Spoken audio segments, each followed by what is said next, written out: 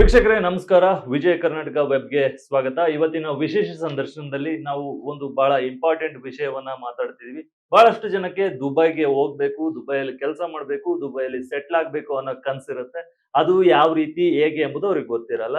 ಮತ್ತೆ ಇಲ್ಲಿ ದಲ್ಲಾಳಿಗಳ ಜೊತೆ ಮೋಸ ಆಗೋ ಸಾಧ್ಯತೆಗಳು ಬಹಳಷ್ಟು ಇರ್ತವೆ.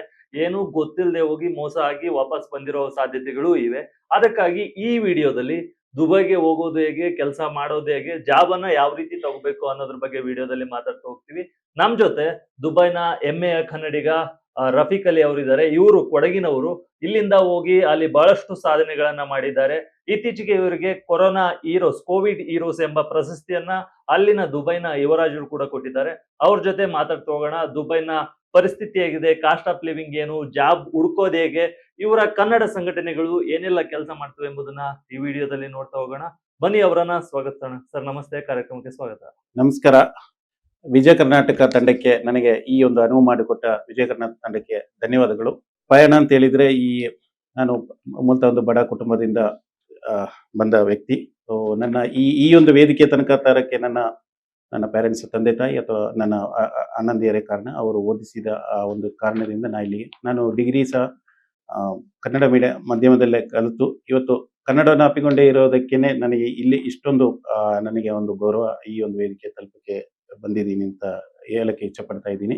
ನೀವು ಹೇಳಿದ್ರಿ 7 ಭಾಷೆಗಳು ಯಾವ ರೀತಿ ಕಲ್ತಿದ್ದೀರಿ ಅಂತ. 7 ಭಾಷೆಗಳು ಅದು ನನ್ನ ಒಂದು ನಾನು ಕಲಿಯುವ ಸಮಯದಲ್ಲಿ ಇಂಗ್ಲಿಷ್ ಆಗಿರ್ಬೋದು, ಬೇರೆ ಭಾಷೆ ಆಗಿರ್ಬೋದು, ಅದೇ ರೀತಿ ನಮ್ಮ ಲೋಕಲ್ ಲ್ಯಾಂಗ್ವೇಜ್ ಕೊಡೋದಕ್ಕಾಗಿರ್ಬೋದು, ಅದೇ ರೀತಿ ವ್ಯವಹಾರಿಕವಾಗಿ ಅಥವಾ ಜನರೊಡನೆ ಬೆಂಗಳೂರಲ್ಲೆಲ್ಲ ಇರುವಾಗ ಬೇರೆ ಬೇರೆ ಭಾಷೆಗಳದ್ದು ಈ ರೀತಿ ಒಂದು ಮುಂದಿನ.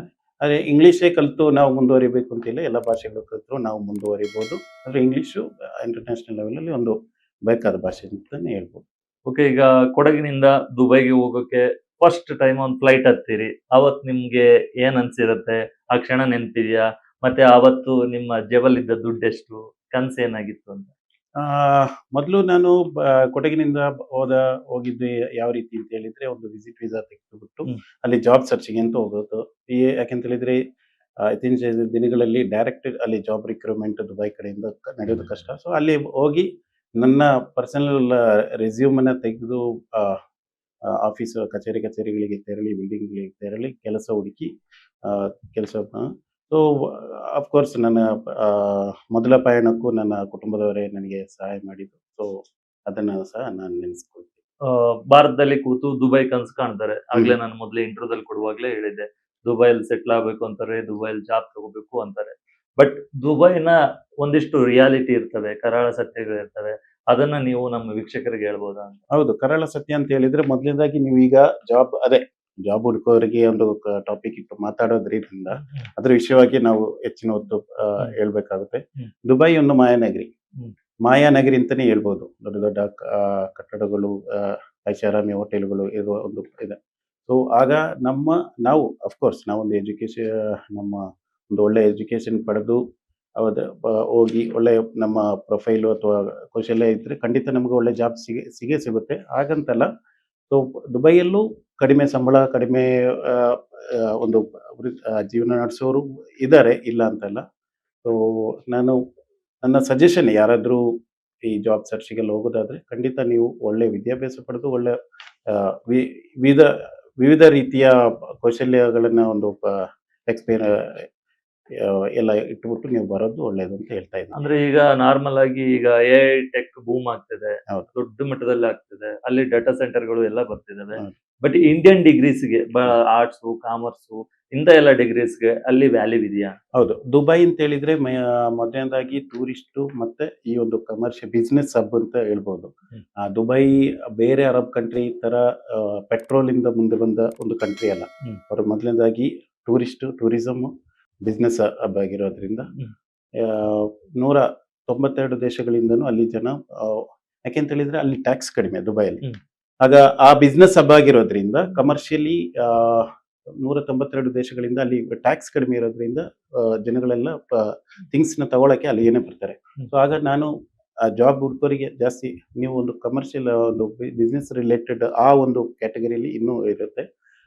ನಿಮಗೆ ಸಾಫ್ಟ್ವೇರ್ ಕಂಪನಿಗಳು ಅಷ್ಟು ಹೆಚ್ಚು ಕಾಣಕ್ಕಾಗಲ್ಲ. ಇಂಜಿನಿಯರಿಂಗ್ ಡಿಪಾರ್ಟ್ಮೆಂಟ್, ಅದೇ ಹೆಚ್ಚಿನದಾಗಿ ಬಿಲ್ಡಿಂಗ್ ಇದರದ್ದು ರಿಲೇಟೆಡ್ ಹ್ಮ್. ಕನ್ಸ್ಟ್ರಕ್ಷನ್ ಅದು ಇದು ಅಂತ ಹೇಳಿ ನಿಮಗೆ ಒಳ್ಳೆ ಆಪರ್ಚುನಿಟಿ, ಮತ್ತೆ ಹೆಲ್ತ್ ಕೇರು, ಹ್ಮ್. ಮತ್ತೆ ಇದರಲ್ಲಿ ಎಜುಕೇಶನ್ ಫೀಲ್ಡಲ್ಲೆಲ್ಲ ನಿಮಗೆ ಒಳ್ಳೆ ಆಪರ್ಚುನಿಟೀಸ್ ಇದೆ. Okay sir. ಈಗ ದುಬೈಯಲ್ಲಿ ಒಂದ್ ಸಣ್ಣ ಜಾಬ್ ಸಿಕ್ಬಿಟ್ರು ಲಕ್ಷ ಸಂಬಳ ಇರತ್ತೆ ಅಂತ ಹೇಳಿ ಹ್ಮ್. ಬಹಳಷ್ಟು ಜನ ಅನ್ಕೊಂಡಿದ್ದಾರೆ. ಹೌದು. ಅದಕ್ಕೆ ನೀವೇನ್ ಹೇಳ್ತೀರಿ? ಅದೇ ನಾನು ಹೇಳೋದು ಏನಂತ ಹೇಳಿದ್ರೆ, ಈಗ ನೀವೊಂದು ಜಸ್ಟ್ ಒಂದು ಸಣ್ಣ ಜಾಬ್ ಅಂತ ಹೇಳಿದ್ರೆ, ಈಗ ಸೇಲ್ಸ್ ಪರ್ಸನ್ ಅದು ಇದು ಅಂತ ಇರುತ್ತೆ. ನಾವೊಂದು ಅದೇ ನಾವು ಈಗ ಒಂದು ಎಜುಕೇಶನ್ ಒಂದು ಕಲಿತಾ ಒಂದು ರಿಲೇಟೆಡ್ ಹೇಳುವಾಗ, ನೀವೊಂದು ಒಂದು ಕಂಪನಿ ಸೆಕ್ರೆಟರಿನ ಒಂದು ಅಕೌಂಟೆಂಟ್, ಅಸಿಸ್ಟೆಂಟ್ ಅಕೌಂಟ್ ಏನಾದರೂ ಆದ್ರೂ ಹ್ಮ್. ನಿಮಗೆ ನಿಮಗೆ ಕಡಿಮೆ ಅಂತ ಹೇಳಿದ್ರೆ ಅಲ್ಲಿ 2,000ದಿಂದ 3,000 ತನಕ ಸಂಬಳ ಸಿಕ್ಕೇ ಸಿಗುತ್ತೆ. ಹ್ಮ್. ಸೊ ಅದು ನಿಮಗೆ ಅಲ್ಲಿದ್ದು ಖರ್ಚು ಎಲ್ಲ ಕಳೆದು, ಖರ್ಚು ಅಂತ ಹೇಳಿದ್ರೆ ಊಟದ್ದು ಅದು ಇದೆಲ್ಲ ಕಳೆದು ನಿಮಗೆ ಹೆಂಗಿದ್ರು ಒಂದು 35,000-40,000 ಒಂದು ಕಡಿಮೆ ಬೇಸಿಕ್ ಸ್ಯಾಲರಿಯಲ್ಲಿ ನಿಮಗೆ ಅಲ್ಲಿ ಉಳಿತಾಯ ಮಾಡ್ಬೋದು. ಅಂದ್ರೆ ಬೇಸಿಕ್ ಸ್ಯಾಲರಿಲಿ ಹಾ. 35ರಿಂದ 40,000 40,000 ಉಳಿಸ್ಬೋದು. ನಾನು ರೂಪಾಯಿನ. ರುಪೀಸ್ ಅಲ್ಲಿ ಹೇಳ್ತಾ Rupees. ಇರೋದು. ಹೌದು. ಅದು ಅದೇ ನಾನು ಹೇಳ್ತಾ ಇದ್ದೀನಲ್ಲ, ಹ್ಮ್. ಒಂದು ನಿಮಗೆ ಒಂದು 3,500 ದಿರಮ್ಸ್ ಅಷ್ಟು ಒಂದು ಬೇಸಿಕ್ ಸ್ಯಾಲರಿ ನಿಮಗೆ, ಅದೇ ಸ್ಟಾರ್ಟಿಂಗ್ ಸ್ಯಾಲರಿ ಅಷ್ಟು ಸಿಗೋ ಎಲ್ಲ ಚಾನ್ಸ್ ಇದೆ. ಓಕೆ. ಇದು ನಾನು ಅದೇ ಅಕೌಂಟ್ಸ್ ಫೀಲ್ಡ್ ಆ ರೀತಿ ಹ್ಮ್. ಅಡ್ಮಿನಿಸ್ಟ್ರೇಟಿವ್ ಫೀಲ್ಡ್ ಅಲ್ಲಿ ಹೇಳ್ತಾ ಇರೋದು. ರುಪಿ ಮತ್ತೆ ದಿರಮ್ಗೆ ಏನ್? ಅದೊಂದು 25 ಇದು ಕನ್ವರ್ಸೇಷನ್ ರೇಟ್. Okay. ಹೌದು. 25 ರೂಪಾಯಿ ಒಂದು ಒಂದು ದಿರಮಿಗೆ 25 ದಿರಮ್ ಇದು ರುಪೀಸ್ ಕನ್ವರ್ಸೇಷನ್ ರೇಟ್. ದುಬೈನಲ್ಲಿ ಬದುಕಕ್ಕೆ, ನಾರ್ಮಲ್ ಆಗಿ ಬದುಕಕ್ಕೆ ಎಷ್ಟು ದುಡ್ಡು ಇರಬೇಕು, ಎಷ್ಟು ಸಂಬಳ ಬರಬೇಕು, ಅಲ್ಲಿನ ಕಾಸ್ಟ್ ಆಫ್ ಲಿವಿಂಗ್ ಎಷ್ಟು ಅಂತ? ಅದೇ ನೋಡಿ, ಸಂಬಳ ಅಂತ ಹೇಳಿದ್ರೆ, ಈಗ ಕಾಸ್ಟ್ ಆಫ್ ಲಿವಿಂಗು ಅಂತ ಹೇಳಿದ್ರೆ ದುಬೈನಲ್ಲಿ ನಿಮಗೆ ಕಡಿಮೆ ಕಾಸ್ಟ್ ಆಫ್ ಲಿವಿಂಗ್ ಇದೆ, ಹೈಯರ್ ಎಲ್ಲ ಕಡೆ ಇರುವ ರೀತಿನೂ ಇದೆ. ಹ್ಮ್. ಸೊ ಆಗ ನಾನು ಹೇಳಿದ್ದೀನಲ್ಲ, ನಿಮಗೆ ಈಗ ಏನೋ ಈ ಒಂದು ರೇಂಜಲ್ಲಿ ನಿಮಗೆ ಸ್ಯಾಲ್ರಿ ಸಿಕ್ಕರೆ, ಹ್ಮ್. ನಿಮಗೆ ಆ ಒಂದು ಸ್ಯಾಲ್ರಿಲಿ ಇಟ್ಬಿಟ್ಟು ಇಷ್ಟು ಮೂರುವರೆ ಸಾವಿರ ದಿರಮ್ ಸಂಬಳ ಸಿಕ್ಕಿದ್ರೆ, ಹ್ಮ್. ನಿಮಗೆ ಹೆಂಗಿದ್ರು ಒಂದು 2,000 ಖರ್ಚೆಲ್ಲ ಕಳೆದು 2,500 ನಿಮಗೆ ಅಲ್ಲಿ ಉಳಿತಾಯ ಮಾಡ್ಬೋದು. ಏಜೆಂಟ್ಗಳು ಬರೋಣ, ನಕಲಿ ಏಜೆಂಟ್, ಫೇಕ್ ಏಜೆಂಟ್ರು ಬಹಳಷ್ಟು ಇದ್ದಾರೆ. ಅವರು ಸಣ್ಣ ಸಣ್ಣ ಪಟ್ಟಣಗಳಲ್ಲಿರೋ ಯುವಕರನ್ನ ಯಾವ ರೀತಿ ಟಾರ್ಗೆಟ್ ಮಾಡ್ತಾರೆ, ಹ್ಮ್. ದುಬೈಯಲ್ಲಿ ಕೆಲಸ ಕೊಡಿಸ್ತೀವಿ ಅಂತ ಕರ್ಕೊಂಡು ಹೋಗಿ ಮೋಸ ಮಾಡೋದು ಯಾವ ರೀತಿ, ಹ್ಮ್. ಇದೆಲ್ಲ ಯಾವ ರೀತಿ ಜಾಲ ವರ್ಕ್ ಆಗುತ್ತೆ ಅಂತ? ಈಗ ಮೊದಲನೇದಾಗಿ ನಾವು, ನಿಮ್ಗೆ ಗೊತ್ತಿರ್ಬೋದು, ನಮ್ಮ ಸೋಷಿಯಲ್ ಮೀಡಿಯಾ ಪೇಜ್ಗಳೆಲ್ಲಾಗ್ಬೋದು, ನಮ್ಮ ಯಾವುದೇ ವಾಟ್ಸಪ್ ಪ್ಲಾಟ್ಫಾರ್ಮ್ಗಳು ಆಗ್ಬೋದು, ನಾವು ಆಗಾಗ ಇನ್ಫಾರ್ಮೇಶನ್ ಕೊಡ್ತಾ ಇರ್ತೀವಿ. ಇಲ್ಲಿಂದ ನಮ್ಮ ಊರಿಂದ, ಕರ್ನಾಟಕದಿಂದ ಹಲವು ಕನ್ನಡಿಗರು ಜಾಬ್ ಸರ್ಚಿಗೆ ಅಂತ ಬರ್ತಾರೆ ಅಲ್ಲಿ. ಹ್ಮ್. ಸೊ ಅವ್ರು ಬಂದಂಗೆ ನಮ್ಮನ್ನ ಕಾಂಟ್ಯಾಕ್ಟ್ ಮಾಡ್ತಾರೆ. ನಾವು ಆಸ್ ಎ ಕನ್ನಡ ಸಂಘ ಅಂತೇಳಿ ಹ್ಮ್. ನಾವು ಅವರಿಗೆ ಒಂದು ವೇದಿಕೆ ಅಲ್ಲಿ ಮಾಡಿ ಇಟ್ಟಿದ್ದೇವೆ. ಏನು ಅಂತ ಹೇಳಿದ್ರೆ, ಒಂದು ವಾಟ್ಸಪ್ ಗ್ರೂಪ್. ಅಲ್ಲಿ ಅವೈಲೇಬಲ್ ಇರುವ ಜಾಬ್ ಆಪರ್ಚುನಿಟಿ ಬಗ್ಗೆ, ಇಂಟರ್ವ್ಯೂ ಬಗ್ಗೆ, ಹ್ಮ್. ಮತ್ತೆ ಎಲ್ಲ ವಿಷಯದ ಬಗ್ಗೆ ಇನ್ಫಾರ್ಮೇಶನ್ ಕೊಡ್ತಾ ಇರ್ತೀವಿ. ಅದ್ರ ಜೊತೆ ಅವರು ಯಾವ ಫಸ್ಟ್ ಟೈಮ್ ಗ್ರೂಪಿಗೆ ಜಾಯಿನ್ ಆಗೋ ಮೊದಲೇ ಹ್ಮ್. ಅವರಿಗೆ ಒಂದು ಅಲರ್ಟ್ ತರ ಮೆಸೇಜ್ ಕೊಡ್ತೀವಿ. ಹ್ಮ್. ಯಾಕೆಂತ ಹೇಳಿದ್ರೆ, ಈ ದಲ್ಲಾಳಿಗಳು ಮೋಸ ಮಾಡೋರು ಎಲ್ಲಾ ಕಡೆನೂ ಇದ್ದಾರೆ. ಹ್ಮ್. ಸೊ ಇಲ್ಲಿ ಕೂತು ಮಾಡ್ತಾರೆ, ಅಲ್ಲಿನೂ ಕೂತು ಮಾಡ್ತಾರೆ, ನಿಮ್ಗೆ ಜಾಬ್ ಕೊಡಿಸ್ತೀವಿ ಅಂತ ಹೇಳಿ ದುಡ್ಡು ತಗೊಳ್ಳೋದು. ಹ್ಮ್. ಸೊ ಈ ರೀತಿ ಮೋಸ ಮಾಡೋದೆಲ್ಲ ಎಲ್ಲ ಕಡೆನೂ. ಅದೊಂದು ಅಲರ್ಟ್ ನಾವು ಕೊಟ್ಟು ಹ್ಮ್. ದಲ್ಲಾಳಿಗಳಿಂದ ದೂರ ಇರುವಂತೆ ಮಾಡ್ತೀವಿ. ಯಾಕೆಂತ ಹೇಳಿದ್ರೆ, ಅಲ್ಲಿ ಗೌರ್ಮೆಂಟ್ ಅಫಿಷಿಯಲಿ ಆಗಿ ನಿಮ್ಗೆ ಕೊಡೋ ವಿಸಾಗೆ ಆಗಲಿ ಹ್ಮ್. ಯಾವುದಕ್ಕೂ ದುಡ್ಡು ತಗೊಳ್ಳೋಂಗಿಲ್ಲ. ಹ್ಮ್. ಈ ಒಂದು ಕಂಪನಿ ನಿಮ್ಗೆ ಕೆಲಸ ಕೊಟ್ರೆ ಆ ಕಂಪನಿ ಅವನಿಗೆ ಬೇಕಾದ ವೀಸಾ, ಇನ್ಶೂರೆನ್ಸು ಎಲ್ಲ ಸೌಲಭ್ಯನೂ ಉಚಿತವಾಗಿ ಕೊಡಬೇಕು. ಹ್ಮ್. ಸೊ ಅದನ್ನ ಬೇರೆ ದಲ್ಲಾಳಿಗಳು ಈ ರೀತಿ ದುಡ್ಡು ಕೊಟ್ಟು ವೀಸಾ ಕೊಡೋದು, ಕೆಲಸ ಕೊಡಿಸೋದು, ಈ ರೀತಿ ಎಲ್ಲ ಒಂದು ಕಾನ್ಸೆಪ್ಟ್ ಅಲ್ಲಿ ಇಲ್ಲ. Okay sir. ಈಗ ಯಾವ ಟೈಪ್ ಎಲ್ಲ ವೀಸಾಗಳು ಬರ್ತವೆ? ಈಗ ನೀವು ವಿಸಿಟ್ ವೀಸಾ, ಟೂರಿಸ್ಟ್ ವೀಸಾ ಅಂದ್ರೆ ಬೇರೆ ರೀತಿ ಏನಾದ್ರು ಹೌದು. ವೀಸಾಗಳು ಇದಾವ? ಅಲ್ಲಿ ವೀಸಾ ಅಂತ ಹೇಳಿದ್ರೆ, ಈಗ ದುಬೈಯಲ್ಲಿ ಈಗ ಫಸ್ಟ್ ಆಫ್ ಆಲ್ ಒಂದು ಜಾಬ್ ಸರ್ಚ್ ಮಾಡೋ ಒಂದು ವಿಷಯ, ಅದೇ ನಾವು ಈಗ ಒಂದು ಉದ್ಯೋಗದ ವಿಷಯನೇ ಹೇಳೋದ್ರಿಂದ, ಹ್ಮ್. ಉದ್ಯೋಗಕ್ಕೆ ನೀವು ಈಗ ಫಸ್ಟ್ ನಮ್ಮ ಊರಿಂದ, ಕರ್ನಾಟಕದಿಂದ ಬರೋದಾದ್ರೆ, ಇಂಡಿಯಾದಿಂದ ಬರೋದಾದ್ರೆ, ಹ್ಮ್. ಮೊದಲು ಇಂಡಿಯಾದಿಂದನೇ ಡೈರೆಕ್ಟ್ ರಿಕ್ರೂಟ್ಮೆಂಟ್ ನಡೀತಾ ಇತ್ತು. Okay. ಅಲ್ಲಲ್ಲೇ ಸೆಂಟರ್ಗಳಲ್ಲಿ, ಬೆಂಗಳೂರಲ್ಲಿ ಆಗಿರ್ಬೋದು, ಮಂಗಳೂರಲ್ಲಾಗಿರ್ಬೋದು, ಸೆಂಟರ್ ಈಗಲೂ ನಡೀತಾ ಇದೆ, ಆದ್ರೆ ಹೆಚ್ಚಿನ ಪ್ರಮಾಣದಲ್ಲಿ ಅಲ್ಲ. ಯಾಕೆಂತ ಹೇಳಿದ್ರೆ, ಈಗ ಆಪ್ಷನ್ ಇದೆ, ಈ visit visa, 60 days visit visa, 90 days visit visa ಅಂತ ಹೇಳಿ ಅದರಲ್ಲಿ ಹೋಗ್ಬಿಟ್ಟು ಅಲ್ಲಿ ನಾವು ಕಂಪನಿಗಳಿಗೆ ರೆಸ್ಯೂಮ್ ಕಳಿಸೋದು, ಅದೇ ನಮ್ಮ ರೆಸ್ಯೂಮ್ ಕೊಡೋದು, ಮತ್ತೆ ಆನ್ಲೈನ್ ಇಂಟರ್ವ್ಯೂ ಅಟೆಂಡ್ ಮಾಡೋದು, ಈ ರೀತಿ ಎಲ್ಲ ಮಾಡಿ ಆ ಕಂಪನಿನೂ ನಿಮ್ಮನ್ನ ತೆಗೆದುಬಿಟ್ಟು ಒಂದು 10-15 ದಿನ ನೋಡ್ತಾರೆ, ಹ್ಮ್. ಇವರು ಸೂಟೇಬಲ್. ಒಂದೊಂದು ಕಂಪನಿ ಆ ಇಂಟರ್ವ್ಯೂ ಎಲ್ಲ ಅವರು ಇದು ಮಾಡ್ಬಿಟ್ಟು ಫಸ್ಟೇ ವೀಸಾದೆಲ್ಲ ಪ್ರೊಸೆಸ್ ಮಾಡಿ ಮಾಡ್ತಾರೆ. ಆದ್ರೂ ನಾನು ಹೇಳ್ತಾ ಇರೋದು, ಮುಂಚಿನ ಹಾಗೆ ಡೈರೆಕ್ಟ್ ರಿಕ್ರೂಟ್ಮೆಂಟ್ ಕಡಿಮೆ. ಆಗ ಈ ದಲ್ಲಾಳಿಗಳು, ನೀವು ಜಾಸ್ತಿ ಇಲ್ಲಿ ಏಜೆಂಟ್ಗಳು ನಿಮಗೆ ವೀಸಾ ಕೊಡ್ತೀವಿ ಕೆಲಸ ಕೊಡಿಸ್ತೀವಿ ಅಂತ ಹೋಗುವ ಸೊ ಸ್ವಲ್ಪ ಜಾಗೃತರಾಗಿರಿ. ಹಾಗೇನಾದ್ರೂ ಇದ್ರೆ ನಿಮಗೆ ಹೌದು ಏಜೆಂಟ್ಗಳು ನಿಮಗೆ ವೀಸಾ ಏನಾದ್ರು ಕೊಟ್ರೆ ಅದನ್ನ ನಾವು ಜೆನ್ಯೂನ ಅಂತ ಚೆಕ್ ಮಾಡೋಕ್ಕೂ ನಮ್ಮ ಹತ್ರ ಅದು ಆಪ್ಷನ್ ಇದೆ. ನೀವು ಯಾವ್ದಾದ್ರು ರೀತಿಯಲ್ಲಿ ಕನೆಕ್ಟ್ ಮಾಡಿ ನಮ್ಮನ್ನ. ನಮ್ಮ ನಂಬರು ಬೇಕಾದ್ರೆ ಸೋಷಿಯಲ್ ಮೀಡಿಯಾ ಎಲ್ಲ ನಾವು ಹೇಳ್ತೀವಿ ಇದರಲ್ಲಿ. ಕನೆಕ್ಟ್ ಮಾಡಿ ಆ, ಏನಾದ್ರು offer letter, even offer letter ಸಹ ನೀವು ಅವ್ರು ಕೊಟ್ರೆ ಅದು ಜೆನ್ಯೂನ ಇಲ್ಲ ಅಂತ. ಯಾಕೆಂತ ಹೇಳಿದ್ರೆ ಆಫರ್ ಲೆಟರ್ ಕೊಡುವಾಗನು ಸಹ ಅದು ಅಲ್ಲಿದ್ದು ಗೌರ್ಮೆಂಟ್ ಅಫಿಷಿಯಲ್ ಆಗಿ ಇರಬೇಕು. ಸುಮ್ಮನೆ ಕಂಪನಿ ಲೆಟರ್ ಹೆಡ್ ಅಲ್ಲಿ ಆಫರ್ ಲೆಟರ್ ಕೊಡೋದು, ಅದೇ ಹೀಗೆ ನಿಮ್ಮದು ಇಷ್ಟು ಸಂಬಳ ಹೀಗೆ ಜಾಯಿನ್ ಆಗ್ತೀರಿ ಅಂತ ಕಂಪನಿ ಲೆಟರ್ ಹೆಡ್ ಅಲ್ಲಿ ಕೊಡುವಂಗಿಲ್ಲ. ಅದು ಅಫಿಷಿಯಲಿ ನೀವು ಆ ಗೌರ್ಮೆಂಟ್ ಏನು ಲೇಬರ್ ಇದಿದೆ ಡಿಪಾರ್ಟ್ಮೆಂಟ್ ಇದೆ ಅದರಲ್ಲಿ ಹೋಗಿ ಆ ಅಪ್ಲಿಕೆಂಟ್ದು ಡೀಟೇಲ್ಸ್ ಹಾಕಿ ಅವ್ರನ್ನ ಜಾಬ್ಗೆ ತಗೊಳ್ತಾ ಇದೀವಿ ಅಂತ ಅವರಿಗೆ ಒಂದು ಆಫರ್ ಲೆಟರ್ ಅಲ್ಲಿಂದ ಹೋಗ್ಬೇಕು. ಸೊ ಆ ಆಫರ್ ಲೆಟರ್ ನೀವು ನಮ್ಗೆ ಕಳಿಸ್ಕೊಟ್ರೆ ನಾವು ಅದನ್ನ ಜೆನ್ಯೂನ್ ಅದೇ ಆನ್ಲೈನ್ ಅದೇ ಅವರದ್ದೇ ವೆಬ್ಸೈಟ್ ಅಲ್ಲಿ ಅಫಿಷಿಯಲ್ ಆಗಿ ಗೌರ್ಮೆಂಟ್ ವೆಬ್ಸೈಟ್ ಅಲ್ಲಿ ಚೆಕ್ ಮಾಡ್ಬಿಟ್ಟು ಅದು ಫೇಕಾ ಅಥವಾ ಜೆನ್ಯೂನಾ ಅಂತ ಚೆಕ್ ಮಾಡಿ ನಿಮಗೆ ಒಂದು ಇನ್ಫಾರ್ಮೇಶನ್ ಒಂದು ನಿಮಗೆ ಒಂದು ಸಹಾಯ ಮಾಡುವಂಗೆ ನಾವು ಮಾಡ್ಕೋಬಹುದು. ಓಕೆ ಸರ್, ಈಗ ನಂದೇ ವಿಚಾರಕ್ಕೆ ಬರ್ತೀನಿ ನಾನು. ಈಗ ನಂದು ಡಿಗ್ರಿ ಮುಗ್ದಿದೆ, ಹೌದು. BCom ಮುಗ್ದಿದೆ ಅಂತ ಹೌದು. ಅನ್ಕೊಳ್ಳಿ. ಹ್ಮ್. ಈಗ ನಾನು ದುಬೈಗೆ ಹೋಗ್ಬೇಕು ಅಂತ ಅನ್ಕೊಂಡಿದ್ದೀನಿ, ದುಬೈಲಿ ಸೆಟ್ಲ್ ಆಗ್ಬೇಕು ಅಂತ ಅನ್ಕೊಂಡಿದ್ದೀನಿ. ಈಗ ನಾವ್ ಯಾರನ್ನ ಕಾಂಟ್ಯಾಕ್ಟ್ ಓಕೆ, ಮಾಡ್ಬೇಕು? ಈಗ ಬಿಕಾಮ್ ಅಂತ ಹೇಳಿದ್ರೆ ನೀವು ಹೇಳಿದಂಗೆ ನಮ್ಮ ವಾಣಿಜ್ಯ ಅದೊಂದು ಎಕನಾಮಿಕ್ ರಿಲೇಟೆಡ್ ಬಿಸ್ನೆಸ್ ಅಲ್ಲ, ರಿಲೇಟೆಡ್ ಈಗ ಬಗ್ಗೆ for ಬರುತ್ತೆ. ಅದೇ example- ಬರುತ್ತೆ, ನಾನು ಒಂದು ಐಡಿಯಾ ಕೊಡೋದು ಹಾ. ಬರುತ್ತೆ. ಹ್ಮ್. ಸೊ ಬಿಸ್ನೆಸ್ ರಿಲೇಟೆಡ್ ಬರೋದ್ರಿಂದ ನೀವು ಹ್ಮ್. ಬರೀ ಡಿಗ್ರಿ ಮಾಡೋದಲ್ಲ, ಅದ್ರ ಜೊತೆ ಒಂದು ಕೋರ್ಸ್ ಮಾಡಿ, ಹ್ಮ್. ಟ್ಯಾಲಿ ಕೋರ್ಸ್ ಏನೋ ಅಕೌಂಟ್ಸ್ ಕೋರ್ಸ್ ಮಾಡಿ, ಹ್ಮ್. ಅದು ಬಂದ್ಬಿಟ್ಟು ಸ್ವಲ್ಪ ಎಕ್ಸ್ಪೀರಿಯನ್ಸ್ ಮಾಡ್ಕೊಳ್ಳಿ. ಓಕೆ. ಅದು ಬಂದ್ಮೇಲೆ ನೀವು ಖಂಡಿತ ಆ, ಯಾವ್ದಾದ್ರು ಏಜೆಂಟ್ ಥ್ರೂ ನೀವು ವೀಸಾ ತೆಗೆದು ಬನ್ನಿ, ಹ್ಮ್. ಅಥವಾ ನಮ್ಮನ್ನ ಕಾಂಟ್ಯಾಕ್ಟ್ ಮಾಡಿ. ನಿಮಗೆ ಅಲ್ಲಿ ಬೇಕಾದ ಉಚಿತವಾಗಿ ಅಲ್ಲ, ಹ್ಮ್. ನಿಮಗೆ ವೀಸಾ ತೆಗೆದು ಕೊಡ್ತೀವಿ, ಟಿಕೆಟ್ ತೆಗೆದು ಕೊಡ್ತೀವಿ. ಇದೇನು ಉಚಿತ ಅಲ್ಲ, ನಿಮಗೆ ಅಲ್ಲಿ ಇರಬೇಕಾದ ಪಿ ಜಿ Nominal ಏನು fees. ವಾಸಸ್ಥಳ, ಫುಡ್ ಎಲ್ಲ ವ್ಯವಸ್ಥೆ ಮಾಡ್ಕೊಡ್ತೀವಿ. ಅದಕ್ಕೆಲ್ಲ ನೀವು ಎಷ್ಟು ಖರ್ಚು ಬರುತ್ತೆ ಹ್ಮ್. ಅದರದ್ದು ಖರ್ಚು ಮಾತ್ರ, ಎಕ್ಸ್ಟ್ರಾ ಏಜೆನ್ಸಿ ಫೀಸ್ ಇಲ್ಲದೆ. ಹ್ಮ್. ಅದು ನಾವು ಸಂಘನೂ ಅಲ್ಲ, ಸಂಘದ ಥ್ರೂ ಅಂತ ಮಾಡೋದು ಅಲ್ಲ, ನಮ್ಮದೊಂದು ಟ್ರಾವೆಲ್ಸ್ ಇದೆ, ನಮ್ಮ ಒಂದು ಇದು ಪ್ರಾಫಿಟ್ ಇಟ್ಬಿಟ್ಟು ನಾವು ಮಾಡ್ತೀವಿ. ಸ್ವಲ್ಪ ಅದೇನು ಜಾಸ್ತಿ ಏನಿಲ್ಲ, ನಮ್ಮ ಕಂಡದವರಿಗೆ ಒಂದು ಸಹಾಯವಾಗಿ ಮಾಡ್ತೀವಿ. ಹ್ಮ್. ಅಲ್ಲಿ ಬಂದ ಮೇಲೆ ಹ್ಮ್. ಆಸ್ ಎ ಸಂಘ ನಾವು ಕನ್ನಡ ಸಂಘ MA ದುಬೈ ಕನ್ನಡ ಸಂಘ ಅಂತ ನಮ್ದೊಂದು ಸಮಿತಿ ಇದೆ. ಹ್ಮ್. ಅದರಿಂದ ನಾವು ಏನ್ ಮಾಡ್ತೀವಿ, ನಿಮಗೆ ಜಾಬ್ ಸರ್ಚ್ ಮಾಡಕ್ಕೆ ಎಲ್ಲಿ ದುಬೈಲಿ ಯಾವ ಏರಿಯಾದಲ್ಲಿ ಆಫೀಸಸ್ ಇದೆ, ಯಾವ ಯಾವ ರೀತಿಯ ಆಫೀಸಸ್ ಇದೆ, ಯಾವ ಏರಿಯಾದಲ್ಲಿ ಇದೆ, ಮತ್ತೆ ಆನ್ಲೈನ್ ಆಫ್ಲೈನ್ ಮತ್ತೆ ಜಾಬ್ ಗೈಡೆನ್ಸ್, ಈ ರೀತಿ ಅವರಿಗೆ ಜಾಬ್ ಸಿಗಲಿಕ್ಕೆ ಹ್ಮ್. ಜಾಬ್ ಮಾಡ್ಕೊಡ್ತೀವಿ ಅಂತಲ್ಲ, ಹ್ಮ್. ನಾವು ಅದಕ್ಕೇನು ದುಡ್ಡು ತಗೊಳ್ಳಲ್ಲ. ಅದು ಜಾಬ್ ಅವರಿಗೆ ಒಂದು ದಾರಿ ತೋರಿಸೋದಂತ ಇದೆಯಲ್ಲ, Okay. ಅದೊಂದು ನಾವು ಮಾಡ್ಕೊಡ್ತೀವಿ. ಹ್ಮ್. ಸೊ ಇದು ಅದು ಅಲ್ಲದೆ ಯಾವ ರೀತಿ ಅಂತ ಹೇಳಿದ್ರೆ, ನಾವು ಒಂದು ವಾಟ್ಸಪ್ ಗ್ರೂಪ್ ಮಾಡಿದೀವಿ. ಹ್ಮ್. 10,000 15,000 ಕನ್ನಡ ದುಬೈಲಿರೋ ಕನ್ನಡದವರು ನಮ್ಮ ಕನೆಕ್ಟ್ ಅಲ್ಲಿ ಇದ್ದಾರೆ. ಹ್ಮ್. ಅವ್ರು ಏನ್ ಮಾಡ್ತಾರೆ ಅಂತ ಹೇಳಿದ್ರೆ, ಅವರ ಕಂಪನಿಯಲ್ಲಿ ಅಥವಾ ಅವರ ಸಪ್ಲೈಯರ್ ಆಗಿರ್ಬೋದು, ಬೇರೆ ಏನೋ ಅವರ ಚೈನಲ್ಲಿ ಹ್ಮ್. ಗೊತ್ತಿರುವ ಆ ಒಂದು ಜಾಬ್ ಇನ್ಫಾರ್ಮೇಶನ್ ನಮಗೆ ತಿಳಿಸ್ತಾರೆ. ಹ್ಮ್. ಅದನ್ನ ನಾವು ನಮ್ಮ ಫಾರ್ಮ್ಯಾಟ್ ಅಲ್ಲಿ ಟೈಪ್ ಮಾಡಿ ಆ ಗ್ರೂಪಿಗೆ ಹಾಕಿ ಅವ್ರಿಗೆ ಇನ್ಫಾರ್ಮೇಶನ್ ಕೊಡ್ತೀವಿ. ಇಂಥ ಪೋಸ್ಟಿಗೆ ಇಂಥ ಜಾಬ್ ವ್ಯಾಕೆನ್ಸಿ ಇದೆ, ಅಪ್ಲೈ ಮಾಡಿ ಅಂತ. ಸೊ ಈ ರೀತಿ ಸುಮಾರು ಜನರಿಗೆ ಕೆಲಸ ಆಗಿರೋದು ನೀವು ನೋಡಿರ್ಬೋದು, ನಮ್ಮ ಸ್ಮರಣಿಕೆ ನೋಡಿದಾಗ ಗೊತ್ತಾಗಿರ್ಬೋದು. ಸೊ ಆ ರೀತಿ ಹೆಲ್ಪ್ ಮಾಡಕ್ಕೆ ಎಂಡ್ ಆಫ್ ದ ಡೇ ಹೇಳ್ತಾ ಇರೋದು, ನಮ್ಮ ಸಂಘ ಯಾವುದೇ ದುಡ್ಡು ತಗೊಂಡು ಏಜೆನ್ಸಿ ತರ ಕೆಲಸ ಮಾಡೋ ಇದಲ್ಲ. ಈಗ ಒಬ್ಬ ಕನ್ನಡಿಗನಿಗೆ ಅಲ್ಲಿ ದುಬೈಗೆ ಬಂದಿರ್ತಾರೆ, ಹೌದು. ವೀಸಾ ಮುಗ್ದಿರುತ್ತೆ, ಹ್ಮ್. ವಾಪಸ್ ಹೋಗಲು ದುಡ್ಡಿರಲ್ಲ, ಬೀದಿಗೆ ಹ್ಮ್. ಬಂದಿದ್ರೆ, ಹ್ಮ್. ಅಥವಾ ಮಾಲೀಕರು ಸಂಬಳ ಕೊಡದೆ ಮೋಸ ಮಾಡಿದ್ರೆ, ಹ್ಮ್. ಅವರು ತಕ್ಷಣ ಯಾರನ್ನ ಸಂಪರ್ಕಿಸ್ಬೇಕು? ಅಲ್ಲಿನ ಸರ್ಕಾರವನ್ನು ಸಂಪರ್ಕಿಸ್ಬೇಕಾ, Okay. ಅಥವಾ ನಿಮ್ ದುಬೈ ಕನ್ನಡ ಸಂಘದಿಂದ ಏನಾದ್ರು ಸಹಾಯ ಮಾಡ್ತೀರಾ? ನೋಡಿ, ಈಗ ಅಲ್ಲಿ ಬಂದು ಒಂದು ಕಂಪನಿ ಅವರಿಗೆ ಕೆಲಸ ಕೊಟ್ಟು ಒಂದು ವೀಸಾ ಕೊಟ್ಟಿದ್ರೆ, ಮತ್ತೆ ಅವನು ಅಫಿಷಿಯಲಿ ಒಂದು ಅಲ್ಲಿದ್ದು ಎಂಪ್ಲಾಯಿ, ಒಂದು ಕಂಪನಿದ ಎಂಪ್ಲಾಯಿ, ಮತ್ತೆ ಹ್ಮ್. ಅಲ್ಲಿದೊಂದು ಸಿಟಿ ಒಂದು ರೆಸಿಡೆನ್ಸ್ ಆಯ್ತು ಅವನು. ಹ್ಮ್. ಆಗ ಅಂತವರಿಗೆ ಅಷ್ಟು ಬೇಗ ಕಂಪನಿ ಮೋಸ ಮಾಡಕ್ಕೆ ಇದಿಲ್ಲ. Yes. ವೇಜಸ್ ಪ್ರೊಟೆಕ್ಷನ್ WPS ಅಂತ ಇದಿದೆ. ಹ್ಮ್.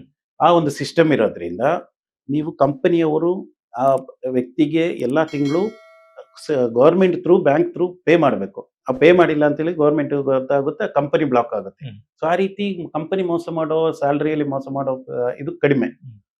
ಆದ್ರೂ ಇರುತ್ತೆ, ಒಂದು ಎರಡು ಇಲ್ಲ ಅಂತ ಅಲ್ಲ. ಹ್ಮ್. ಸೊ ಮತ್ತೆ ಎರಡನೇದು, ಈ ವಿಸಿಟ್ ವೀಸಾದಲ್ಲಿ ಓಪನ್ ಆಗಿ ಹೇಳ್ತಾ ಇದ್ದೀನಿ, ವಿಸಿಟ್ ವೀಸಾದಲ್ಲಿ ಬಂದು ಜಾಬ್ ಸರ್ಚ್ ಮಾಡೋದಾಗ್ಲಿ, ಜಾಬ್ ಮಾಡೋದಾಗ್ಲಿ, ಅದು ಇದಲ್ಲ, ಯಾವುದು ಗವರ್ಮೆಂಟ್ ಅಪ್ರೂವ್ಡ್ ಅಲ್ಲ. ಹ್ಮ್. ಆದ್ರೂ ಜನ ಆ ಒಂದು ಇದರಲ್ಲಿ ಏನೋ ಅದರಿಂದ ಏನೋ ಜಾಸ್ತಿ ಮೋಸ ಏನ್ ಮಾಡ್ತಾ ಇಲ್ಲ ಅಂತೇಳಿ ಗವರ್ಮೆಂಟ್ ಸ್ವಲ್ಪ ಇದು ಮಾಡಿ ಇರೋದ್ರಿಂದ. ಹ್ಮ್.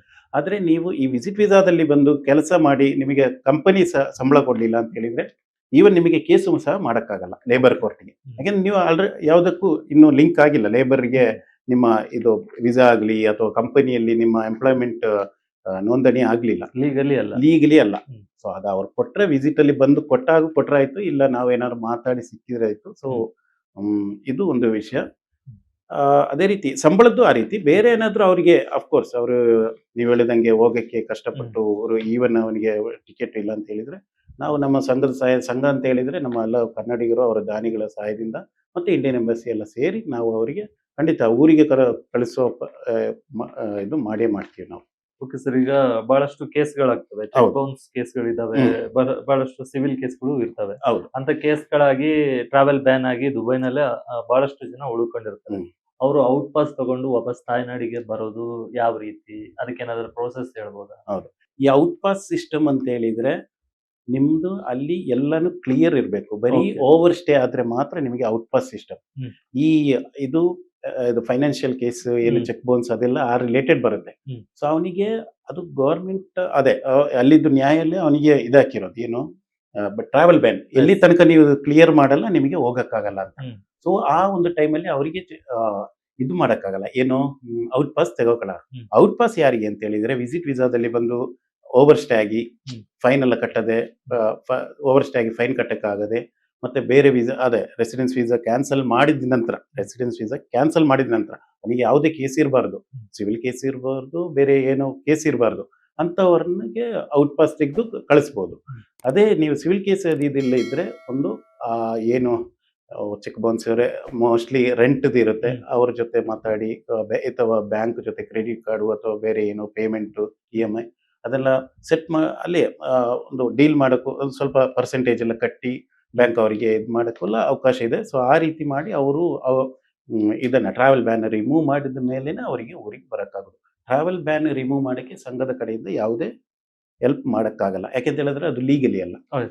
ನಾವು ಏನಿದ್ರು ಅಲ್ಲಿ ನಮಗೆ ಫುಲ್ ರಿಸ್ಟ್ರಿಕ್ಷನ್ ಇರುತ್ತೆ. ಹ್ಮ್. ನಮಗೆ ಊರಿನ ತರ ಒಂದು ಸಂಘ ನಡೆಸೋದಲ್ಲ ಅಲ್ಲಿ. ಹ್ಮ್. ಎಲ್ಲದಕ್ಕೂ ಒಂದು ರಿಸ್ಟ್ರಿಕ್ಷನ್ ಇದೆ. ಒಂದು ಕಾರ್ಯಕ್ರಮ ಮಾಡೋಕ್ಕಾದ್ರೂ ನಾವು 108 ಪರ್ಮಿಷನ್ ತಗೋಬೇಕಾಗುತ್ತೆ. ಹ್ಮ್. ಸೊ ಆಗ ಅಲ್ಲಿದ್ದು ಕಾನೂನು ಯಾವ ರೀತಿ ಇದೆ ಅದನ್ನ ನಾವು ಫಾಲೋ ಮಾಡಿನೇ ಹೋಗ್ಬೇಕು. ಇಲ್ಲ ಅಂತ ಹೇಳಿದ್ರೆ ನಮ್ಮ ಸಂಘದವರಿಗೂ ಅದೊಂದು ಪ್ರಾಬ್ಲಮ್ ಆಗಿ Yes, ಬರುತ್ತೆ. ಅಲ್ಲ ಪ್ರೋಸೆಸ್. ಹೌದು, ಆ ರೀತಿ ನಡೆಯುತ್ತೆ.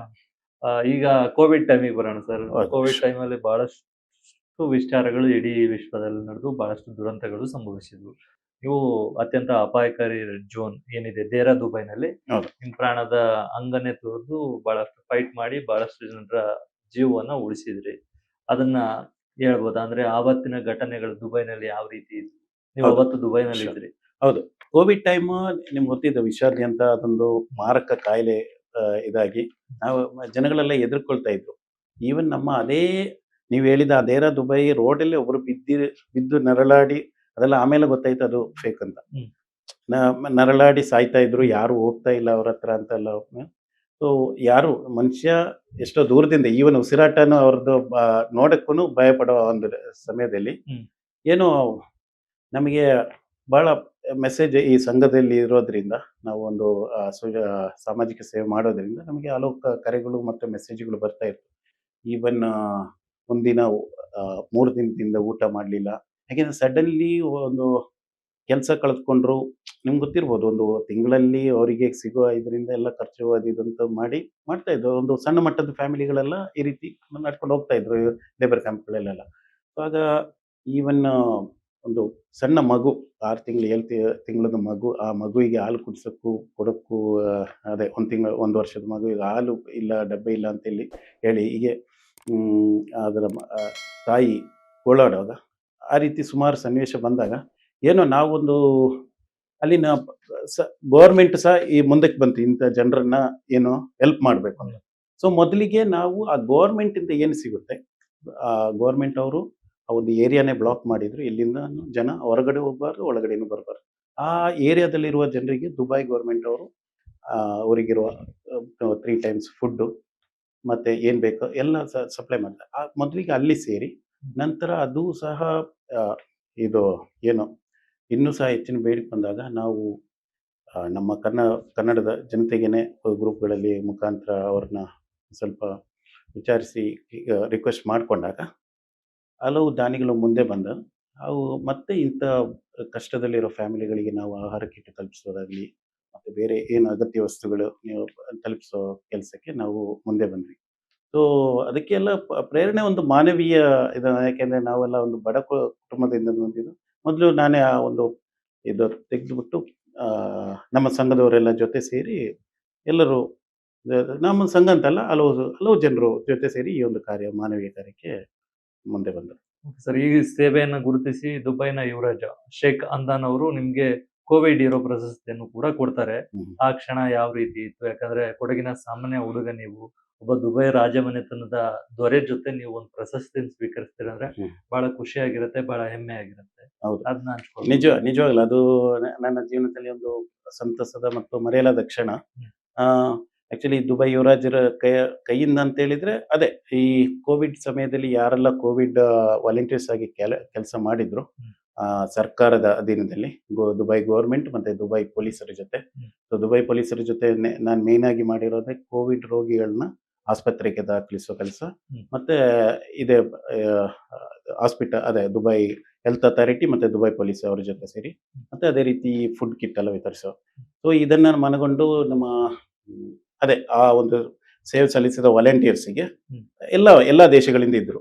ಮತ್ತೆ ಕರ್ನಾಟಕದಿಂದ ನಾನೊಬ್ಬನೇ ರೆಪ್ರೆಸೆಂಟ್ ಮಾಡಿದ್ದೀನಿ ಅಂತ ನನ್ನ ಒಂದು ಅನಿಸಿಕೆ. ನಾನು ಎಲ್ಲಿ ನೋಡ್ಲಿಲ್ಲ. ಇದ್ರೆ ಯಾರಾದ್ರೂ ಬಂದಿದ್ರೆ ಕ್ಷಮಿಸಿ, ನಾನು ನಿಮ್ಮನ್ನ ಯಾರನ್ನ ಒಂದು ಇದು ಮಾಡಕ್ಕೆ ಹೇಳ್ತಾ ಇಲ್ಲ. ಸೊ ಅದಕ್ಕೆ ಹೇಳಿದ್ರು. ಸೊ ಅವರು ಎಕ್ಸ್ಪೋ 2020 ದುಬೈ ಒಂದು ವೇದಿಕೆ ಇತ್ತು, ಅಲ್ಲಿ ಬಂದು ಎಲ್ಲ ವಾಲಂಟಿಯರ್ಸ್ನ ಕರೆಸಿ ಅವರು ನಮಗೆ ಒಂದು ಧನ್ಯತಾ ಪತ್ರ ಮತ್ತೆ ಒಂದು ಟ್ಯಾಗ್ ಒಂದು ಇದನ್ನ ಕೊಟ್ಟು ನಮಗೆ. ಓಕೆ ಸರ್, ಈಗ ಮತ್ತೆ ಇದೇ ಜಾಬಕ್ಕೆ ಬರೋಣ. ಬೇಡದ ಕೆಲಸಗಳಿಗೆ ಮತ್ತೆ ವಂಚನೆಯ ಜಾಲಕ್ಕೆ ಬಹಳಷ್ಟು ಮಹಿಳೆಯರು ಮತ್ತೆ ಕನ್ನಡದವರು ಮತ್ತೆ ಭಾರತ ಎರಡೂ ಕಡೆ ಸೇರಿದ್ರು. ಅಂತದ್ರಲ್ಲಿ ರಕ್ಷಣಾ ಕಾರ್ಯಾಚರಣೆ ನೀವು ಭಾಗವಹಿಸಿದ್ರಿ. ಅದು ಯಾವ ರೀತಿ ನಡೆಯುತ್ತೆ, ಅದು ಹೆಂಗೆ ಅಂತ? ಹೌದು, ಆಕ್ಚುಲಿ ಈಗ ಈ ದಲ್ಲಾಳಿಗಳು ಏಜೆನ್ಸಿ ಅಂತ ಹೇಳಿದ್ರಲ್ಲ ನೀವು ಮೊದಲೇ, ಅವ್ರ ಕಡೆಯಿಂದಾನೇ ಈ ಎಲ್ಲ ತೊಂದರೆ ಆಗೋದು. ಅವರು ನಿಮಗೆ ಅಲ್ಲಿ ಈ ತರ ಒಳ್ಳೆ ಕೆಲಸ ಕೊಡ್ತೀವಿ ಅಂತ ಹೇಳಿ ಇವ್ರನ್ನ ವಿಸಿಟ್ ವೀಸಾದಲ್ಲಿ ಕರೆಸ್ತಾರೆ. ಒಳ್ಳೆ ನಾರ್ಮಲ್ ರೆಸಿಡೆನ್ಸ್ ವರ್ಕ್ ವೀಸಾ ಏನು ಕೊಡಲ್ಲ. ಕರೆಸ್ಬಿಟ್ಟು ಮತ್ತೆ ನೀವು ಹೇಳಿದಂಗೆ ಈ ಹೋಟೆಲು ಮತ್ತೆ ಬೇಡದ ಕೆಲಸಕ್ಕೆಲ್ಲ ಆ ಯುವತಿಯರನ್ನ ಮತ್ತೆ ಈ ಲೇಡೀಸ್ನ ಮಹಿಳೆಯರನ್ನ ನೂಕಿದಾಗ ಈ ವಿಷಯ ನಮಗೆ ಹೆಂಗೋ ಅವರ ಮೊಬೈಲು ಅದೆಲ್ಲ ಸ್ವಿಚ್ ಆಫ್ ಆಗಿರುತ್ತೆ. ಹೆಂಗೋ ಒಂದು ನಮಗೆ ಅವರ ವಿಷಯ ನಮಗೆ ಮುಟ್ಟುತ್ತೆ, ಹೆಂಗೋ ಅವರ ಕುಟುಂಬದ ಕಡೆಯಿಂದ ಏನೋ ಕೊಡುತ್ತೆ. ಹಾಗೆ ಏನು ಮಾಡ್ತೀವಿ, ನಮ್ಮ ಸಂಘದ ಮಹಿಳಾ ಘಟಕದ ಅವರೆಲ್ಲ ಸೇರಿ ಅವ್ರನ್ನ ಭೇಟಿಯಾಗಿ ಹೆಂಗೋ ಅವ್ರನ್ನ ಅಲ್ಲಿಂದ ಪಾರ್ ಮಾಡಿಸಿ ವಿದೇಶಕ್ಕೆ ಔಟ್ ಪಾಸ್ ತೆಗೆದು ಅಥವಾ ಬೇರೆ ಕೆಲಸಕ್ಕೆ ಏನೋ ಮಾಡಿಕೊಡುವ ಆ ಒಂದು ನಿಟ್ಟಿನಲ್ಲಿ. ಅದು ಒಂದೊಂದು ದಿನ ನಾನು ಯೋಚಿಸ್ತೀನಿ, ನಮ್ಮ ಮಹಿಳಾ ಸಂಘ ಇವ್ರ ಜೊತೆ ಸೇರಿ ಸಂಘದ ಮಹಿಳೆಯರೆಲ್ಲ ಸೇರಿ ರಾತ್ರಿ 2:30 ಗಂಟೆಗೂ ಒಂದು ಏಜೆನ್ಸಿಯ ಮನೆಗೆ ನುಗ್ಗಿ ಅವ್ರ ಹತ್ರ ಮಾತಾಡಿ ಮಾಡದೇ ಇರುವಾಗ ಒಂದು ಏನಲ್ಲೋ ರೀತಿ ಮಾಡಿ ಅವರನ್ನು ಹೊರಗೆ ಹಾಕ್ಬಿಟ್ಟು ಕರ್ಕೊಂಡು ಬಂದಿದ್ದೆಲ್ಲ ನಮಗೆ ಈಗ ಜ್ಞಾಪಕ ಬರ್ತಾ ಇದೆ. ಓಕೆ, ಬಹಳಷ್ಟು ಇಂಥವು ಆಪರೇಷನ್ಗಳು, ರೆಸ್ಕ್ಯೂ ಕಾರ್ಯಾಚರಣೆಗಳು ನಡೆದಿದ್ದಾವೆ. ಹೌದು. ಓಕೆ, ಈಗ ನೆಕ್ಸ್ಟ್ ನೀವು ಆಗ್ಲೇ ಔಟ್ ಪಾಸ್ ಬಗ್ಗೆ ಮಾತಾಡುವಾಗ ಟ್ರಾವೆಲ್ ಬ್ಯಾನ್ ಬಗ್ಗೆನೂ ಮಾತಾಡಿದ್ವಿ. ಇತ್ತೀಚೆಗೆ 9 ವರ್ಷಗಳಿಂದ ತಾಯ್ನಾಡಿಗೆ ಬರಲಾಗದ ಅಜ್ಜಿಯನ್ನ ನೀವು 7 ಲಕ್ಷ ರೂಪಾಯಿ ಪಾವತಿಸಿ ನಿಮ್ ಸಂಘದ ವತಿಯಿಂದ ಅವರಿಗೆ ಔಟ್ ಪಾಸ್ ಕೊಡಿಸಿ ನೀವು ಇದಕ್ಕೆ ಕಳಿಸಿದ್ರಿ. ಎಷ್ಟು ಕಷ್ಟದ ಕೆಲಸ ಅಂತ ದುಡ್ಡು ಅನ್ಸೋದು. ಹೌದು, ಈ ಮೊದಲನೇದಾಗಿ ಈ ಒಂದು ಒಳ್ಳೆ ಮೊತ್ತ. ಅದು ಈಗ ಏನ್ ಹೇಳಿ 7 ಲಕ್ಷ ಅಂತ ಹೇಳಿದ್ರೆ ಇಂಡಿಯನ್ ಮನಿ 7 ಲಕ್ಷ 7.5 ಲಕ್ಷ ಅಂತ ಹೇಳಿದ್ರೆ ಅದು ದೊಡ್ಡ ಸಣ್ಣ ಅಮೌಂಟ್ ಅಲ್ಲ. ಇದಕ್ಕೆಲ್ಲ ನಮ್ಮ ನಮ್ಮ ಕನ್ನಡದವರು ಬಹಳ ನಾವು ಒಂದ್ಸತಿ ಹೋಗಿ ಅವ್ರನ್ನ ಹಿಂಗೆ ನಮಗೆ ಒಂದು ಕೇಸ್ ಬಂತು, ಈ ರೀತಿ 9 ವರ್ಷ ಆಯ್ತು ನನ್ನ ಮಕ್ಕಳನ್ನ ನೋಡಿ ಅಂತ. ಅವರು ಹತ್ತು ಬಿಟ್ರು ನಮ್ಮ ಜೊತೆ ಬಂದು. ಸೊ ನಾವು ಅವರಿಗೆ ಒಂದು ಭರವಸೆ ಕೊಟ್ವಿ, ಏನಾದ್ರೂ ಮಾಡಿ ನಿಮ್ಗೆ ಏನೋ ಸಹಾಯ ಮಾಡ್ತೀವಿ ಅಂತ. ಸೊ ಅದನ್ನ ನಾವು ನಮ್ಮ ದಾನಿಗಳ ಮುಂದೆ ಇಟ್ವಿ, ಈ ತರ ವಿಷಯ ಇದೆ ಅಂತ. ಅವರು ಒಳ್ಳೆ ರೀತಿಯಲ್ಲಿ ಸಹಾಯ ಮಾಡಿ ಅವರಿಗೆ ಆಕ್ಚುಲಿ ಅವರು ಔಟ್ ಪಾಸ್ ಕೊಡ್ಬೇಕಾಗಿತ್ತು. ಆ ಸಮಯದಲ್ಲಿ ಏನಾಯ್ತು ಅಂತ ಹೇಳಿದ್ರೆ ಅಲ್ಲಿ ನಮ್ಮ ಅಮ್ನೆಸ್ಟಿ ಅಂತ ಒಂದು ವಿಷಯ ಬಂತು. ಅಮ್ನೆಸ್ಟಿ ಅಂತ ಹೇಳಿದ್ರೆ ಯಾರೆಲ್ಲ ಇಷ್ಟೊತ್ತಿಗೆ ಇಲ್ಲಿಗಲಿ ಆಗಿ ಸ್ಟೇ ಮಾಡಿದ್ರು ಅವರಿಗೆಲ್ಲ ಲೀಗಲ್ ಆಗಿ ಎಕ್ಸಿಟ್ ಆಗಿ ಬರಕ್ಕೆ ಒಂದು ಚಾನ್ಸ್ ಗೌರ್ಮೆಂಟ್ ಕೊಡೋದು. ಈಗ ನೀವು ಪೊಲೀಸರು ಅಥವಾ CID ಹಿಡಿದ ಮೇಲೆ ನೀವು ಹೋಗೋದಾದ್ರೆ ಅವರಿಗೆ ಪರ್ಮನೆಂಟ್ UAE ದುಬೈ ಬ್ಯಾನ್ ಇರುತ್ತೆ. ಇದು ಬ್ಯಾನ್ ಇರಲ್ಲ. ನೀವು ಹೋಗಿ ಸರೆಂಡರ್ ಮೀನ್ಸ್ ಅಲ್ಲ, ಒಂದು ಆಫೀಸ್ ಇದೆ, ಅಲ್ಲಿ ಒಂದು ಅವ್ರದ್ದೊಂದು ಕಾರ್ಯಾಲಯ ಇದೆ, ಅಲ್ಲಿಗೆ ಹೋಗಿ ಅಪ್ಲಿಕೇಶನ್ ಹಾಕಿ ಅದನ್ನ ತೆಗೆದುಬಿಟ್ಟು ಔಟ್ ಪಾಸ್ ತೆಗೆದು ಪುನಃ ಬಂದಿರೋ ಆ ಒಂದು ವಿಷಯದಲ್ಲಿ ಅವರಿಗೆ ಆ ಸಿಕ್ಕಿರೋದ್ರಿಂದ ಅವರಿಗೆ ಇದೊಂದು ಅಪ್ಲಿಕೇಬಲ್ ಆಗಿ ಅವರು ಪುನಃ ದುಬೈಲಿ ಈಗ ಕೆಲಸ ಮಾಡ್ತಾ ಇದ್ದಾರೆ. ಸೊ ಅದು ನಿಜವಾಗ್ಲೂ ನಮಗೆ ಬಹಳ ಸಂತೋಷ ಮತ್ತೆ ಹೆಮ್ಮೆ ಅನಿಸ್ತಾ ಇದೆ. 9 ವರ್ಷದಿಂದ ಸ್ವಂತ ಮಗುನ ಒಂದು 5-6 ತಿಂಗಳು ಬಿಟ್ಟಿರಕ್ಕೆ ಕಷ್ಟ. ಸೊ 9 ವರ್ಷದಿಂದ ಒಂದು ಮಕ್ಕಳನ್ನ ನೋಡ್ಲಿಲ್ಲ ಅಂತ ಹೇಳುವಾಗ ಅವ್ರನ್ನ ಆ ಒಂದು ಕುಟುಂಬನ ಸೇರಿಸಿದ್ದು ನಮಗೆ ಬಹಳ ಸಂತೋಷ ಇದೆ ನಿಜವಾಗ್ಲೂ ಹೇಳ್ಬೇಕು. Okay sir. ಅದೇ ಯಾವ ರೀತಿ ಹಣವನ್ನು ಹೊಂದಿಸ್ತೀರಿ ಅಂತ ಬಹಳಷ್ಟು ಕಷ್ಟ ಆಗುತ್ತೆ. 7.5 ಲಕ್ಷ ನೀವು ಹೌದು. ಅವಾಗಲೇ ಹೇಳಿದ್ರಿ ದೊಡ್ಡ ಅಮೌಂಟ್ ಇದು ಅಂತ. ಹೌದು. ಇಂಡಿಯನ್ ರುಪೀಸ್ ಅಲ್ಲ ದೊಡ್ಡ ಅಮೌಂಟ್. ಹೌದು. ಇಲ್ಲಿ ನೋಡಿ ದುಬೈಯಲ್ಲಿ ನಾವು ಚಾರಿಟಿ ಮಾಡೋದು ಸಹ ನಮಗೆ ರಿಸ್ಟ್ರಿಕ್ಷನ್ ಇದೆ. Yes. ಓಪನ್ ಆಗಿ ಮಾಡೋ ಇದಿಲ್ಲ. ಯಾವ ಹ್ಮ್. ರೀತಿನೂ ಮಾಡ್ಬೋದು. ಅಲ್ಲಿ ಬೇಡಬಾರ್ದು ಹ್ಮ್. ಯಾವುದಕ್ಕೂ. ನೀವು ಒಂದು ಭಿಕ್ಷುಕನಾಗಿ ಒಂದು ನಿಮ್ಗೆ ಗೊತ್ತಿರೋ ವಿಷಯನೇ ಅದು, Yes, ಇದು yes, ರೂಲ್ಸ್. yes. ಹಾ. ಸೊ ಆಗ ನಾವು ನಮಗೆ ಗೊತ್ತಿರೋರ್ನ ಅಲ್ಲಿಗೆ ಪರಿಚಯ ಮಾಡಿ ಅವರಿಗೆ ವಿಷಯ ಹೇಳಿ Oral ಆಗಿ. ಮುಟ್ಟಿಸಿ, ಹೌದು, ಆ ರೀತಿ ಒಂದು ಆ ರೀತಿ ಸಹಾಯ ತಲುಪಿಸಿದೀವಿ ನಾವು ಹ್ಮ್. ಶೇಖರಣೆ ಮಾಡಿ. ಸೊ ಈಗ ನೀವು ಹೇಳಿದಂಗೆ ಕೋವಿಡ್ ಸಮಯದಲ್ಲಿ ನಮಗೆ ದಾನಿಗಳಿಂದ, ಅದರಲ್ಲೂ ದೇಶ ವಿದೇಶಗಳ ಇವನ್ನ ಎಲ್ಲಾ ದೇಶದವರು ನಮಗೆ ಸಹಾಯ ಮಾಡಿದ್ದಾರೆ. ಯಾಕೆಂತೇಳಿ ಕನ್ನಡದವರ ಕಂಪನಿಯಲ್ಲಿ ಕೆಲಸ ಮಾಡೋ ವಿದೇಶಿಗರು ಸಹ ಆ ಒಂದು ಕಾರ್ಯಕ್ಕೆ, ಬೇರೆ ರಾಜ್ಯದವರು ಸಹ ಕಾರ್ಯ ಅರೌಂಡ್ 60-70 ಲಕ್ಷ ರುಪೀಸ್ ಅಷ್ಟು ಸಹಾಯ ನಾವು ಇಲ್ಲಿ ಕೋವಿಡ್ ಟೈಮಲ್ಲಿ ಬರೀ ನಾವು ದುಬೈಯಲ್ಲಿರುವ ಸಂಕಷ್ಟದಲ್ಲಿರುವ ಜನರಿಗೆ ಮಾತ್ರ ಅಲ್ಲ, ಇಲ್ಲಿ ಊರಿನಲ್ಲಿರುವ ಕರ್ನಾಟಕದ ನಾನಾ ಭಾಗಗಳಲ್ಲಿ ಸಹ ನಾವು ಕೋವಿಡ್ ಸಮಯದಲ್ಲಿ ಫುಡ್ ಕಿಟ್ ಆಗಿರ್ಬೋದು, ಆ ಬೇರೆ ವಿಷಯಗಳಲ್ಲೆಲ್ಲ ಸಹಾಯ ತಲುಪಿಸಿದ್ದೇವೆ. ಸೊ ಈ ಮುಖಾಂತರ ನಮ್ಮ ದಾನಿಗಳಿಗೆ ಮತ್ತೆ ನಮಗೆ ಬೆನ್ನೆಲುಬಾಗಿ ನಿಂತ ದಾನಿಗಳಿಗೆ ಮತ್ತೆ ನಮ್ಮ ಜೊತೆನೆ ಇದ್ದ ನಮ್ಮ ವಾಲಂಟಿಯರ್ಸ್ ಟೀಮ್ ಆಗಿರ್ಬೋದು, ಸಂಘದ ಸದಸ್ಯರಾಗಿರ್ಬೋದು, ಈ ಮೂಲಕ ನಾನು ಧನ್ಯವಾದ ತಿಳಿಸಕ್ಕೆ ಇಷ್ಟಪಡ್ತೀನಿ. ಓಕೆ. ಇತ್ತೀಚೆಗೆ ಇರಾನ್ ಇಸ್ರೇಲ್ ವಾರ ಆಯ್ತು. ಹ್ಮ್. ಬಹಳಷ್ಟು ಜನ ಭಾರತೀಯರು ಕನ್ನಡಿಗರು ದುಬೈನಲ್ಲಿ ಸಿಲುಕಿದ್ರು. ಹೌದು. ಅವಾಗ ನೀವು ಅವರನ್ನ ಓಮನ್ ಮತ್ತು ಪೂಜಾರ ಮೂಲಕ ಭಾರತಕ್ಕೆ ತಲುಪಲು ಸಹಾಯ ಮಾಡಿರ್ತೀರಿ. ಹೌದು. ಅದು ಯಾವ ರೀತಿ ಆಯ್ತು? ಹೆಂಗಿತ್ತು ಪರಿಸ್ಥಿತಿ, ವಾತಾವರಣ ಅಂತ? ವಾತಾವರಣ ಅಂತ ಹೇಳಿದ್ರೆ ಇಲ್ಲಿ ನಾವು ಈ ಆ, ಯುದ್ಧದ ಸಮಯದಲ್ಲಿ ನಾವು ಆರ್ಥಿಕವಾಗಿ ಸಹಾಯ ಮಾಡಿದ್ದಕ್ಕಿಂತ ಹೆಚ್ಚಾಗಿ ಹೇಳ್ಬೇಕಾಗಿದ್ದು ನಾವು ಮಾನಸಿಕವಾಗಿ ಅವರಿಗೆ ಒಂದು ಸದೃಢತೆ, ಧೈರ್ಯ ತುಂಬಿತ್ತು. ಎಸ್, ನೈತಿಕ. ನೈತಿಕತೆ. ಯಾಕೆಂತ ಹೇಳಿದ್ರೆ ನಾವು ಅಲ್ಲಿ ಹಲವು ವರ್ಷಗಳಿಂದ ಇದ್ದು ನಮಗೆ ಅಷ್ಟು ಏನೋ ಮಿಸೈಲ್ ಮೇಲೆ ಬರುವಾಗ ನಾವು ಎದುರ್ಕೊಂಡಿದ್ದೀವಿ ಅಂದ್ರೂ ಇವರಿಗೆ ಒಂದು ಹೊಸ ಅನುಭವ ಆಗಿರೋದ್ರಿಂದ ಹ್ಮ್. ಅವರು ಮೊದಲನೇದಾಗಿ ನಾವು ಮಾಡಿದ್ದು, ಯಾರೆಲ್ಲ ನಮ್ಮ ಕನ್ನಡದವರು ಅಲ್ಲಿ ಹೋಟೆಲಲ್ಲಿ ತಂಗಿದ್ರು ಅವ್ರನ್ನ ಹೋಗಿ ಭೇಟಿಯಾಗಿ ಅವರಿಗೆ ಒಂದು ಆತ್ಮಸ್ಥೈರ್ಯ ತುಂಬೋ ಕೆಲಸ ಮಾಡಿದೀವಿ. ಹ್ಮ್. ತದನಂತರ ನಿಮ್ಗೆ ಗೊತ್ತಿದೆ, ದುಬೈಯಿಂದ ಅಥವಾ ಬೇರೆ ಕಡೆಯಿಂದೆಲ್ಲ ಫ್ಲೈಟ್ ಎಲ್ಲ ಕ್ಯಾನ್ಸಲ್ ಆಗಿತ್ತು. ಅದೇ ಮಿಸೈಲ್ ಥ್ರೆಟ್ ಇಂದ. ಸೊ ಆಗ ನಾವು ಒಮಾನಿಂದ ಅವರಿಗೆ ಆರ್ಥಿಕವಾಗಿ ನಾವೇನು ಸಹಾಯ ಮಾಡದಿದ್ರು ಅವರಿಗೆ ಬೇಕಾದ ಏನು ಟ್ರಾನ್ಸ್ಪೋರ್ಟೇಷನ್ ಆಗಿರ್ಬೋದು, ಟಿಕೆಟ್ ಕೊಡುವ ಆಗಿರ್ಬೋದು, ದುಡ್ಡು ಅವರೇ ಕೊಟ್ಟಿದ್ರು. ನಾವೇನು ಎಲ್ಲದಕ್ಕೂ ಹೇಳೋದಂಗಿಲ್ಲ, ಅವರೇ ಕೊಟ್ಟು ಒಂದು ಸಹಾಯ ಅಂತ ಹೇಳಿದ್ರೆ ಆತ್ಮಸ್ಥೈರ್ಯ ತುಂಬೋದ ಜೊತೆ ಈ ರೀತಿ ಅವರಿಗೆ ಒಂದು ವಿವಿಧ ಹೋಟೆಲ್ಗಳಲ್ಲಿ ಉಚಿತವಾಗಿ ಇರಲು. ಈಗ ಒಬ್ಬೊಬ್ಬರು ಗೆಸ್ಟ್ಗಳು ಬಂದಿರ್ತಾರೆ, ಅವ್ರು ಇಷ್ಟು ಅಂತ ಒಂದು ದಿನಕ್ಕೆ ಅಮೌಂಟ್ ಅಲ್ಲಿ ಬಂದಿರ್ತಾರೆ. ಸೊ ಅಂಥವರಿಗೆಲ್ಲ ಉಚಿತವಾಗಿ ಬೇರೆ ಹೋಟೆಲ್ಗಳಿಗೆ ಶಿಫ್ಟ್ ಮಾಡಿ 10-15 ದಿನ ಎಲ್ಲ ಶಿಫ್ಟ್ ಮಾಡಿ ನಾರ್ಮಲ್ ಅದೇ ವಿಮಾನ ಸೇವೆ ಎಲ್ಲ ಮಾಡಿ ಅವರಿಗೆ ಊರಿಗೆ ಕಳಿಸೋ ವ್ಯವಸ್ಥೆಯನ್ನು ಮಾಡಿದ್ದೀವಿ. Okay sir. ಈಗ ದುಬೈನಲ್ಲಿ ಪ್ರೆಸೆಂಟ್ಲಿ ಕನ್ನಡಿಗರು ಎದುರಿಸ್ತಿರೋ ಅತಿ ದೊಡ್ಡ ಸಮಸ್ಯೆಗಳು ಯಾವುದು? ದುಬೈನಲ್ಲಿ ಈಗ ಪ್ರೆಸೆಂಟ್ಲಿ ಅಂತ ಹೇಳಿದ್ರೆ ಕನ್ನಡಿಗರು ಅಂತಲ್ಲ, ಕನ್ನಡಿಗರಿಗೆ ಈಗ ಒಂದು ನಮಗೆ ಒಂದು ಸಚಿವಾಲಯ ಬೇಕು. ಇಷ್ಟರವರೆಗೆ ನಮಗೆ ಎಲ್ಲ ನಿಮಗೆ ಪಕ್ಕದ ಕೇರಳ ರಾಜ್ಯ ಆಗಿರ್ಬೋದು, ಬೇರೆ ರಾಜ್ಯಗಳು ಆ ಒಂದು ಅಲ್ಲಿರುವ ಜನರನ್ನ, ವಿದೇಶಿಗರನ್ನ ನೋಡಕ್ಕೆ ಅವರಿಗೆ ಒಂದು ಸಚಿವಾಲಯ, ಒಂದು ಸಚಿವರೆಲ್ಲ ನೇಮಿಸಿದ್ದಾರೆ. ಇಷ್ಟರವರೆಗೆ ನಮಗೆ ಅದೊಂದು ಆಗ್ಲಿಲ್ಲ. ಇನ್ನು ನಮ್ಮ ಮಾನ್ಯ ಡಿ.ಕೆ. ಶಿವಕುಮಾರ್ ಸರ್ ಮುಖ್ಯಮಂತ್ರಿ ಆದಾಗ ಅದು ಮಾಡ್ತೀನಿ ಅಂತ ಒಂದು ಭರವಸೆ ಕೊಟ್ಟಿದ್ದಾರೆ. ಅದೊಂದು ಕಾರ್ಯರೂಪಕ್ಕೆ ಬಂದು ಅದಕ್ಕೆ ನಮಗೆ ಒಂದು ಸಚಿವರನ್ನ ಸಹ ನಾವೀಗ ಡಾಕ್ಟರ್ ಆರತಿ ಕೃಷ್ಣ ಮೇಡಮ್ ಅವ್ರನ್ನ ಇದಕ್ಕೆ ಸಚಿವರನ್ನಾಗಿ ಮಾಡಬೇಕು ಅಂತ ಇದ್ದೀವಿ. ಯಾಕೆಂದ್ರೆ ಅವರಿಗೆ ನಮ್ಮ ವಿದೇಶಿ ಅನಿವಾಸಿಗಳ ನಾಡಿ ಮಿಡಿತ ಗೊತ್ತು, ಅವರು ಯಾವ ರೀತಿ ಇದ್ದಾರೆ. ಸೊ ಅವರು ಸಚಿವರು ಅಥವಾ ಯಾವುದೇ ಹುದ್ದೆಯಲ್ಲಿ ಇಲ್ಲದಿರುವ, ಅವರ ಸರ್ಕಾರ ಇಲ್ಲದಿರುವಾಗನೂ ಸಹ ಅವರು ಬಂದು ನಮ್ಮ ವಿದೇಶಿ ಅನಿವಾಸಿ ಕನ್ನಡಿಗರಿಗೆ ಬಹಳ ಸಹಾಯ ಮಾಡಿದ್ದಾರೆ. ಅವ್ರನ್ನ ಎಲ್ಲ ಪರಿಚಯ ಇದೆ, ಅನುಭವ ಇದೆ. ಅವರೇ ನಮಗೆ ಒಂದು ಸಚಿವರಾಗಿ ಬಂದರೆ ಕೆಲಸ ಕಾರ್ಯಗೆಲ್ಲ ಮಾಡೋಕ್ಕೆ. ಸೊ ಇದು ಒಂದು.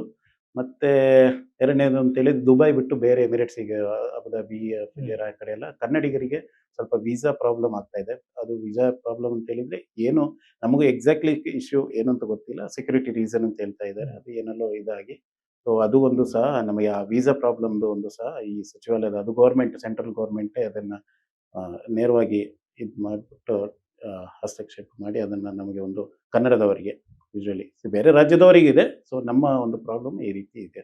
ಕನ್ನಡ ಭವನ ಬರಬೇಕು, ಕನ್ನಡ ಭವನ ಬರಬೇಕು, ಅಲ್ಲಿರುವ ಕನ್ನಡ ಮಕ್ಕಳಿಗೆ ಕನ್ನಡ ಕಲಿಸುವ ಒಂದು ವ್ಯವಸ್ಥೆ ಆಗಬೇಕು. ಇದೆಲ್ಲ ಗೌರ್ಮೆಂಟ್ ಥ್ರೂ ಎಲ್ಲ ಆಗಬೇಕು, ಅಥವಾ ಸಂಘ ಸಂಸ್ಥೆಗಳು ನಾವು ಅಲ್ಲಿ ಎಷ್ಟು ಮಾಡಿದ್ರು ಇದೇನೆ. ಸೊ ಸರ್ಕಾರದ ಕಡೆಯಿಂದ ನಮಗೆ ಒಂದು ಸಚಿವಾಲಯ ಮತ್ತು ಒಂದು ಕನ್ನಡ ಭವನ, ಇದೆರಡು ನಮಗೆ ಕನ್ನಡಿಗರಿಗೆ. ಸೊ ನಮಗೆ ಒಂದು ಕನ್ನಡ ಶಾಲೆ ನಡೆಸೋಕ್ಕಾಗಿರ್ಬೋದು, ಒಂದು ಕನ್ನಡ ಕಾರ್ಯಕ್ರಮ ನಡೆಸೋಕ್ಕಾಗಲಿ, ಒಂದು ವ್ಯವಸ್ಥಿತ ಒಂದು ಸ್ಥಳಾವಕಾಶ ನಮಗೆ ಅವಶ್ಯಕತೆ ಇದೆ. ಓಕೆ, ಕನ್ನಡ ಕಾರ್ಯಕ್ರಮ ಅಂದ್ರೆ ಇಲ್ಲಿ ಕರ್ನಾಟಕದಲ್ಲಿ ಅಥವಾ ಬೆಂಗಳೂರಲ್ಲಿ ಕನ್ನಡಿಗರು ಸೇರೋದು ದೊಡ್ಡ ವಿಚಾರ ಅಲ್ಲ. ಬಟ್ ದುಬೈನಲ್ಲಿ ಬಹಳ ದೊಡ್ಡ ದೊಡ್ಡ ಪ್ರೋಗ್ರಾಮ್ ಮಾಡ್ತಾರೆ, ಸಮ್ಮೇಳನಗಳನ್ನು ಮಾಡ್ತಾರೆ, ಕನ್ನಡ ಸಂಸ್ಕೃತಿ ಹಬ್ಬ ಅಂತ ಮಾಡ್ತಾರೆ. ಅದೆಲ್ಲ ಯಾವ ರೀತಿ ಸಾಧ್ಯ? ಅಲ್ಲ, ಆಕ್ಚುಲಿ ಇದು ನಾವು ಆರ್ಗನೈಸರ್ ಆಗಿ ಒಂದು ಸಂಘ ಕಾರ್ಯಕ್ರಮ ಮಾಡಿ ನಮಗೆ ಕ್ರೆಡಿಟ್ ಕೊಡೋದಕ್ಕಿಂತ ಅಲ್ಲಿ ಜನಗಳು ಬರ್ತಾರೆ, ಅವರಿಗೆ ಆ ಒಂದು ಇದು ಹೇಳ್ಬೇಕು. ಯಾಕೆಂದ್ರೆ ಅಷ್ಟು ದೂರದಿಂದ. ಇನ್ನೊಂದು ವಿಷಯ ಇವ್ರೆ, ವಿದೇಶದಲ್ಲಿ ನೀವೊಂದು ಸಾಗರ ದಾಟಿದ ಮೇಲೆ ನಿಮಗೆ ಆ ಒಂದು ನಮ್ಮ ಮಣ್ಣಿನ ಆ ಒಂದು ವಾಸನೆ, ಆ ಒಂದು ಅದರದೊಂದು ಮಹತ್ವ ಆಗ ತಿಳಿಯುತ್ತೆ. ನೀವು ಇಲ್ಲಿರುವಾಗ ಇದ್ರ ವ್ಯವಸ್ಥೆ ನಿಮ್ಮ ಮಹತ್ವ ನಿಮ್ಗೆ ತಿಳಿಯಲ್ಲ. ಅಲ್ಲಿಗೆ ಹೋದಾಗ ನಾವೊಂದು ದುಬೈ ಅಂತ ಕಂಟ್ರಿಯಲ್ಲಿ ನೀವು ಹೇಳ್ಬೇಕು ಅಂತ ಹೇಳಿದ್ರೆ, ನಾನು ಜಸ್ಟ್ ಒಂದು ಸ್ಯಾಂಪಲ್ ಹೇಳೋದು. ಅಲ್ಲಿ ಮಣ್ಣು ಸಹ ನೀವು ಹೊರಗಡೆಯಿಂದ ತಗೊಬಂದು ಒಂದು ಸಸಿ ನೆಡ್ಬೇಕಾದ್ರೆ, ಸಸಿ ಬಿಡಿ, ನಿಮ್ಮ ಮಣ್ಣು ಸಹ ನೀವು ಹೊರಗಡೆಯಿಂದ ತಗೊಬಂದು ವಿದೇಶದಿಂದ ತಗೊಬಂದು ನೆಡ್ಬೇಕಾಗುತ್ತೆ. ಆ ರೀತಿ ಎಲ್ಲ ನಮ್ಮ ಊರು. ಸೊ ಅದೇ ರೀತಿ ಮಹತ್ವ ವಿದೇಶದಲ್ಲಿ ಇರುವ ಕನ್ನಡಿಗರಿಗೆ ಹೆಚ್ಚಿನ ಇರೋದ್ರಿಂದ, ಸೊ ಹೆಚ್ಚು ಒಲವು ಕನ್ನಡದ ಮೇಲೆ ತೋರಿಸಿ ಕನ್ನಡ ಕಾರ್ಯಕ್ರಮ, ಅದು ದುಬೈ ದಸರಾ ಕ್ರೀಡೋತ್ಸವ ಆಗಿರ್ಬೋದು, ಸಾಂಸ್ಕೃತಿಕೋತ್ಸವ, ಕನ್ನಡ ರಾಜ್ಯೋತ್ಸವ ಆಗಿರ್ಬೋದು, ಹೀಗೆ ಸಂಕ್ರಾಂತಿ, ರಂಜಾನ್ ಎಲ್ಲ ಕಾರ್ಯಕ್ರಮಗಳು ಬಹಳ ಒಳ್ಳೆ ರೀತಿಯಲ್ಲಿ ಭಾಗಿಯಾಗಿ ನಮಗೆ ಬೆಂಬಲ ನೀಡ್ತಾರೆ. ಅಲ್ಲ, ಯಾವ ರೀತಿ ಪ್ರಿಪರೇಷನ್ ಇರುತ್ತೆ ಅಂತ ಜನ ಎಲ್ಲ ಬರ್ತಾರ ನಮ್ ಜಾಬ್ ಬಿಟ್ಟು? ಯಾಕಂದ್ರೆ ಅಲ್ಲಿ ಹೋಗಿರೋದೇ ದುಡಿಯೋಕೆ, ಬದುಕು ಕಟ್ಕೊಳ್ಳೋಕೆ. ನಾವು ಈ ಕನ್ನಡ ಕಾರ್ಯಕ್ರಮ ಅಥವಾ ಯಾವ್ದು ಕಾರ್ಯಕ್ರಮ ಮಾಡೋದಾದ್ರು ನಾವು ಈ ವೀಕ್ ಡೇಸ್ ಅಲ್ಲಿ ಮಾಡಲ್ಲ. ಜನಗಳದ್ದು ವೀಕೆಂಡ್ ದಿನ ನೋಡಿ, ಸೊ ಜನಗಳಿಗೆ ಇನ್ಫಾರ್ಮೇಶನ್ ತಿಳಿಸಿ ಆಲ್ಮೋಸ್ಟ್ ಅದೇ ಮ್ಯಾಕ್ಸಿಮಮ್ ಬರುವಂಗೆ ಪ್ರೋಗ್ರಾಮ್ ಬರುವಂಗೆ ನಾವು ಕಾರ್ಯಕ್ರಮ ಆಯೋಜಿಸ್ತೀವಿ. ಆ ಒಂದು ಸೆಂಟ್ರ್ ಏರಿಯಾ ನೋಡಿ, ಆ ರೀತಿ ಎಲ್ಲ ಎಲ್ಲರಿಗೂ ಮೆಟ್ರೋ ಇದು ಕನೆಕ್ಟೆಡ್ ಇರುವ ಏರಿಯಾ ನೋಡಿ ಮತ್ತೆ ಕಾರ್ಯಕ್ರಮ ಆಯೋಜಿಸೋದು ನಾವು ಅಂತಲ್ಲ, ಎಲ್ಲರಿಗೂ ಅಲ್ಲಿ ಅದರದೇ ಆದ ರೂಲ್ಸ್ ಇದೆ. ಇಲ್ಲಿ ರೀತಿ ನಮಗೆ ನಾಳೆನೇ ಪ್ರೋಗ್ರಾಮ್ ಮಾಡ್ಬೇಕು ಅಂತ ಹೇಳಿ ಚಪ್ಪರ ಹಾಕಿ ಆ ಪ್ರೋಗ್ರಾಮ್ ಮಾಡುವಂಗಿಲ್ಲ. ಆ ರೀತಿ ಎಲ್ಲ ಸುಮಾರು ರಿಸ್ಟ್ರಿಕ್ಷನ್ ಇದೆ, ಎಕ್ಸ್ಪೆನ್ಸಿವ್ ಬಹಳ ಇದೆ ಇಲ್ಲಿ.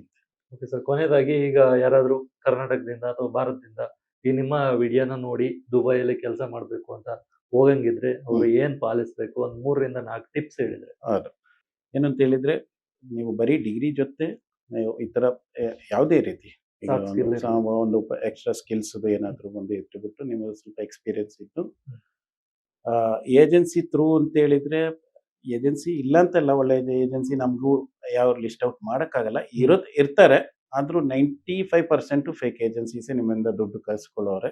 ನಿಮ್ಮ ಸಂಬಂಧಿಕರ, ನಿಮ್ಮ ಊರಿನವರ, ಅವರ ಥ್ರೂ ಅಲ್ಲೇ ಬಂದು ಜಾಬ್ ಸರ್ಚ್ ಮಾಡಿ, ಅಥವಾ ಕನ್ನಡ ಸಂಘದ ಯಾರನ್ನಾದ್ರೂ ಕಾಂಟ್ಯಾಕ್ಟ್ ಮಾಡಿ. ಯಾವುದೇ ಹೇಳ್ತಾ ಇರೋದು ಜಾಬ್ ಇದೆ ನಿಮಗೆ. ಈಗ ಸದ್ಯಕ್ಕೆ ವಾರ್ ಝೋನ್ ಆಗಿರೋದ್ರಿಂದ ಒಂದು ಸ್ವಲ್ಪ ನಿಮಗೆ ಜಾಬ್ ಇದೆಲ್ಲ ಕಡಿಮೆ ಆಗಿದ್ರು, ಮುಂದಿನ ದಿನಗಳಲ್ಲಿ ಅದು ಪುಟಿತ ಹೇಳುತ್ತೆ. ದುಬೈ ಇದಕ್ಕಿಂತ ಮುಂಚೆನೂ 2008ರಲ್ಲೂ ಇದೇ ರೀತಿ ಫೈನಾನ್ಷಿಯಲ್ ಕ್ರೈಸಿಸ್ ಬಂದಿತ್ತಾದ್ರೂ ಈಗನು ಒಳ್ಳೆ ರೀತಿಯಲ್ಲಿ ಇದಿದೆ, ಮೇಲೆ ಬಂದಿದೆ. ಸೊ ವಿಚಾರಿಸಿ ಸ್ವಲ್ಪ ಎಲ್ಲರನ್ನ ಆ ಕಡೆ ನೋಡಿ ಜಾಬ್ಗೆ ಬರೋದು ಒಳ್ಳೇದು ಅಂತ ನನ್ನ ಅನಿಸಿಕೆ.